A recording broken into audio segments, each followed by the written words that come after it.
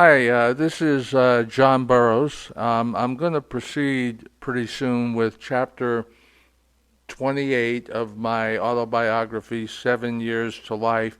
Before I do, though, I want to tell everybody that I'm not going to be recording music for a while because I've decided not to go down to the studio where the virus could be spread quite easily. So just be looking for chapters in my book. And the title of this one is Mo, Billy, Claude, and Pool. The band started performing regularly at a place called the Chateau. The Chateau was originally designed for indoor skiing. The idea of indoor skiing proved to be an unprofitable one. The owner remodeled the place and it became a club where teenagers could go and listen to their favorite local bands. He never changed the name and it became a thriving business for him. Frank S. had just started shooting heroin, and though the effects on him down the line would be devastating, they were barely noticeable at this time. I had not yet begun singing with the band, however I was still their equipment manager, and my friends from San Mateo Village provided security in case some fools got out of hand. When the band took breaks, they would consult with me to make sure that everything sounded okay. I started noticing this girl staring at me and smiling in a way that said she was interested in getting to know me. At the end of the evening, we were loading the band equipment into a couple of station wagons in the parking lot, and as we were doing this, I noticed two girls. The one who had been staring at me inside, and she was accompanied by another girl. I went over to them, introduced myself, and asked their names. Maureen was the name of the girl that appeared interested in me. By the way, that's Mo. Mo is short for Maureen. Debbie was the name of her friend who liked Frank. Maureen, who everybody affectionately called Mo, became my first quote-unquote girlfriend. She was not exactly bright, but she had an optimistic innocence and happiness that was infectious. For the next 2 months, we were together every Friday and Saturday night. We had many fun times together, and she was the first girl that I had ever necked with. Though I was not head over heels for her, I was surprised when she told me that she was ending our relationship in order to start over with her old boyfriend Billy.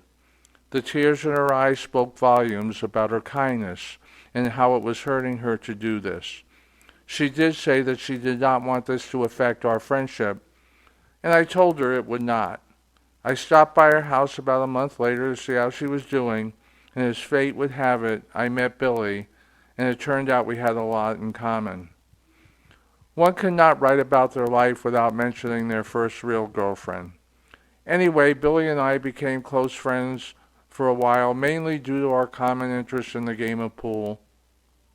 I had not played in over a year, but once I started again, I could not get enough of it. We would play mostly at the bowling alleys that also had pool tables to rent. It was one of those bowling alleys where Billy and I ran into an old friend of mine by the name of Claude. Claude lived in San Mateo Village, but he was obsessed with sports. In fact, I had met Claude in a pickup basketball game. Claude was one of those guys who was always excited about something, no matter how trivial.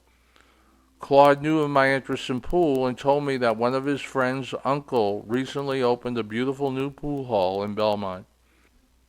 I played there so often during my waking hours that if someone wanted to find me, that is where I would be. I became highly skilled at the game and was considerably better than your average pool player, but by no means was I skilled enough to be considered world class. This skill became quite useful about 3 years later in my life when my first wife and I moved to Santa Rosa with a little over $100. That will be covered later on. I did, however, meet some world-class players and became pretty close friends with most of them. Eddie Nagel was one of the greatest players that I had the pleasure of knowing. He was about 20 years older than me and had been making a living at the game for a long time. As good as he was not as good as Tony Annagoni. There are a number of skills that need to be mastered in order to be one of the world's great players. Tony was the greatest shot maker I had ever seen play, and though in many instances Tony found himself facing shots that were more difficult than they had to be because controlling the cue ball was not what he did best, though he was better than most of the players in the local area. Suffice it to say that the Budweiser Open 9-ball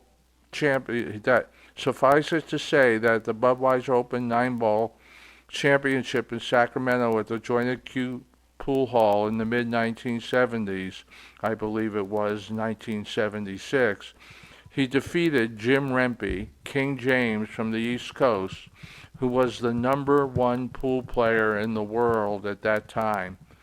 The match was so close that the silence in the tournament room was amazing considering the atmosphere that is found in your typical pool hall. All that could really be heard were the whispers of every spectator in that tournament room, though the details were not discernible, making side bets on who would win. It was a race to 7, and both players had won 6 games each. Rempe had just missed a difficult shot, but not one that a player of his caliber should have missed. However, it left Tony with a shot that was equally difficult in getting the shape necessary on that final 9-ball to win the game and tournament. That was not impossible, but highly improbable. Tony made the first shot as expected. However, he left himself a shot on the 9-ball that, quite frankly, I would have bet everything I owned that he would miss it. Of course, some people do, but I don't bet against my close friends. Tony made the shot that stunned the room for about 60 seconds, and then came the cacophony of cheers from Tony's fans and moans from those spectators who had bet against him.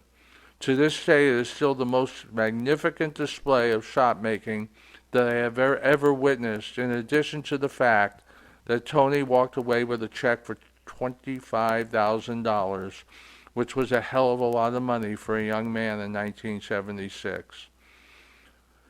This story took a little longer than I expected, but you probably already know there are numerous colorful names in the game of pool, and I would like to leave you with a few of them that were around when I was playing. As you know from the above story, Jim Rempe was known as King James. There was another great player that came around from time to time known as Hawaiian Brian for obvious reasons. There was George the Cat, simply because he walked and looked like a cat, especially facially. There was Poker Paul, and his name was not derived from the card game, but from the fact that he was pretty rotund, and bending over a pool table at the proper angle was difficult for him. He would stand up almost completely straight, lean on the pool table, and rather than stroke the cue ball, he would poke at it. I would have to say that his style lured quite a few suckers because his game was much better than it looked. Finally, there was Frank the Sweater, and his name had nothing to do with clothing. He would do what we called sweat the action and side bet on any game going in the pool hall that had well-known players pitted against each other. I really had a love affair with pool, but eventually had to give it up due to a bad back that was caused by bending over pool tables, among many other things, for so many years. In fact, I still own a very nice table today that works out wonderfully as a laundry folding table. I can only say that if you did not enjoy this story, it is one of those things you had to be there.